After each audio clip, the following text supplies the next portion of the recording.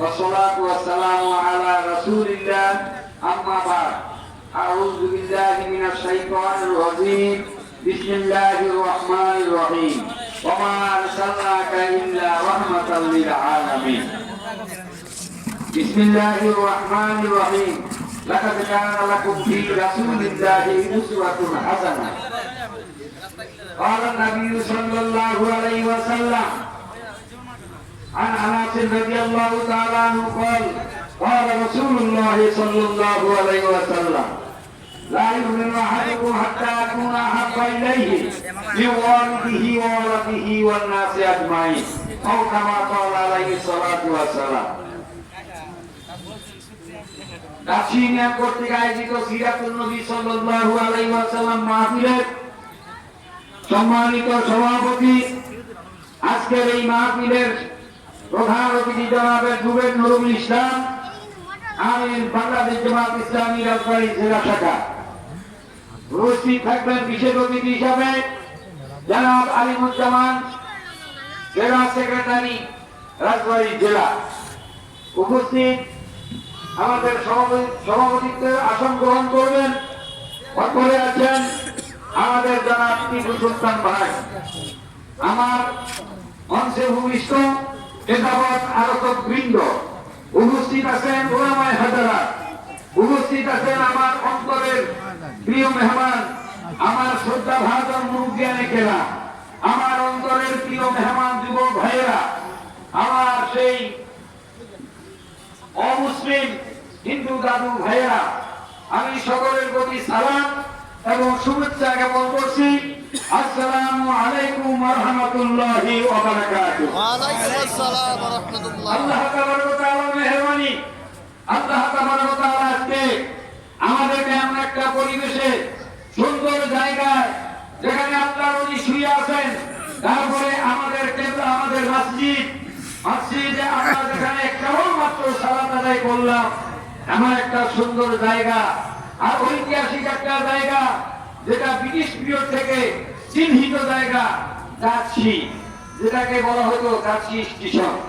সম্মানিত উপস্থিতি, আল্লাহ তাবারক ওয়া তাআলা আমাদেরকে এমন পরিবেশে সিরাতুন নবী সাল্লাল্লাহু আলাইহি ওয়াসাল্লাম, বিশ্বনবী মুহাম্মদুর রাসূলুল্লাহ সাল্লাল্লাহু আলাইহি ওয়াসাল্লামের জীবন চরিত্র থেকে আলোচনা করার এই সুযোগে আমাদেরকে আসার, বসার, কথা বলার, কথা শোনার তৌফিক আল্লাহ দান করলেন। সেই মহান প্রভুর দরবারে আমরা আমাদের অন্তরের, আমাদের জীবনের, আমাদের দেহের সব শক্তিকে উজাড় করে দিয়ে জোরে সোরে একবার আমরা বলি আলহামদুলিল্লাহ, আরো জোরে বলি আলহামদুলিল্লাহ।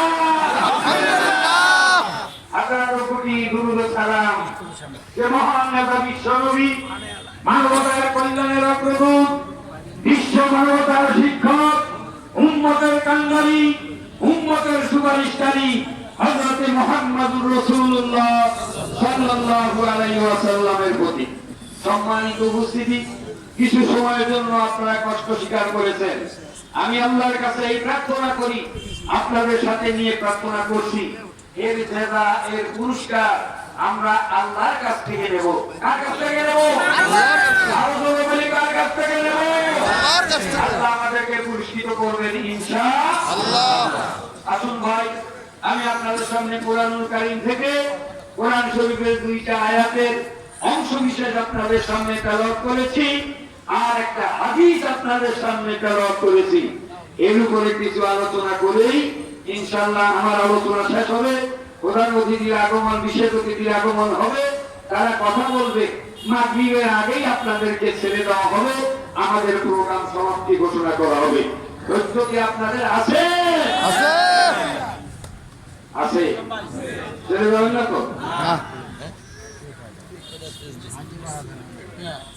আমি তো আগেই আল্লাহর কাছে কামনা করেছি আপনাদের সাথে নিয়ে নিয়ে পুরস্কার নেব। কার কাছ থেকে? বিরিয়ানি প্যাকেট এখানে দেওয়া হবে, বিরিয়ানি প্যাকেট এখানে দেওয়া হবে। এই জন্য বলছি, পুরস্কার আমরা জান্নাত থেকে আল্লাহর কাছে চেয়ে খানা নেব ইনশাআল্লাহ। যদি শরীর থাকে রে ভাই, আল্লাহ দিবে, অবশ্যই দিবে। দিবে না? আমরা এসেছি কার কাছ থেকে? আল্লাহর কাছে। যাবো কার কাছে? আল্লাহর কাছে। ঘুষটা নেবো কার কাছে? আল্লাহর কাছে। আসুন আমি আপনাদের সামনে কোরআন কারীম থেকে বিশ্বনবী মুহাম্মদুর রাসূলুল্লাহ সাল্লাল্লাহু আলাইহি ওয়াসাল্লাম সম্পর্কে আল্লাহ তাবারক ওয়া তাআলার বাণী, ওমা আরসালনাকা ইল্লা রাহমাতাল লিল আলামিন। আল্লাহ বলেন, নবী হে, আমি আপনাকে একমাত্র বিশ্ব ভ্রমণকালে এই বিশ্ব জগতে রহমত করে আপনাকে প্রেরণ করেছি। জোরে বলেন সুবহানাল্লাহ। নবীজি হলেন রহমত। আল্লাহ তাবারক ওয়া তাআলা বিশ্বের রহমত হিসেবে প্রেরণ করেছেন। তিনি শুধুমাত্র মুসলমান জাতির নবী না, তিনি বিশ্ব জগতের নবী। কে বলে দিল? আমার আল্লাহ বলে দিল। তিনি শুধুমাত্র মুসলমানদের নবী না, তিনি সারা বিশ্বের জগতের সব মাখলুকাতের নবী। জোরে বলেন সুবহানাল্লাহ। এই কারণে ওমা খালাকুল জিন্না ওয়াল ইনসা ইল্লা লিয়াবুদুন। আল্লাহ তাআলা বলেন, আমি মানুষ আর জিনকে একমাত্র সৃষ্টি করেছি, আমি দেখে নিতে, আমি আল্লাহ বলেন যে আমার ইবাদতের জন্য। আবার অন্যত্র আল্লাহ তাআলা বলেন, আল্লাযী খালাকাল মাউতা ওয়াল হায়াতা লিয়াবলুয়াকুম আইয়ুকুম আহসানু আমালা। আল্লাহ বলেন, আমি জীবন আর মৃত্যুকে সৃষ্টি করেছি, আমি দেখে নিতে চাই দুনিয়াতে কারা ভালো কাজ করে। বলেন না সুবহানাল্লাহ। পৃথিবীতে কয়েক শ্রেণীর লোক থাকবে। এক শ্রেণীর লোক থাকবে শাস্ত্র মুসলমান, এক শ্রেণীর লোক থাকবে কাফের, আল্লাহর অবাধ্যকারী। আরেক শ্রেণীর লোক থাকবে দুর্বলমান। তাদের কি বলা হয়? বলেন তো দেখি, দুর্বলের কি বলা হয়? খ্রিস্টান দেখবেন আমেরিকাতে যান, মুশরিক দেখবেন ভারতে যান, বৌদ্ধ দেখবেন জাপানে, চীনে যান। আর মুনাফিক যদি দেখতে চান তাহলে কোথায় যেতে হবে? বাংলাদেশ। বড় ভয় আছে, বড় ভয় আছে। এই মুসলমানের ভিতরে মুনাফিক। ইমানটাকে পরিশুদ্ধ করতে হবে। আমার আল্লাহ তাআলা বলে, লাকাদ কানা লাকুম ফি রাসূলিল্লাহি উসওয়াতুন হাসানাহ।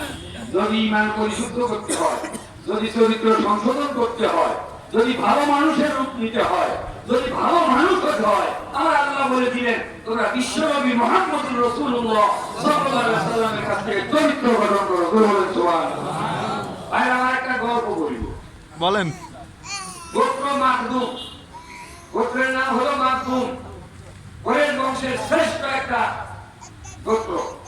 তাদের একটা মর্যাদা ছিল, তারা সারা এলাকা মক্কার মানুষের বিচার সালিশ তারা করত। বিচার করে তার টাকা খেত না। আমাদের দেশে বিচার করে টাকা খায়, এরকম আছে না? নাই?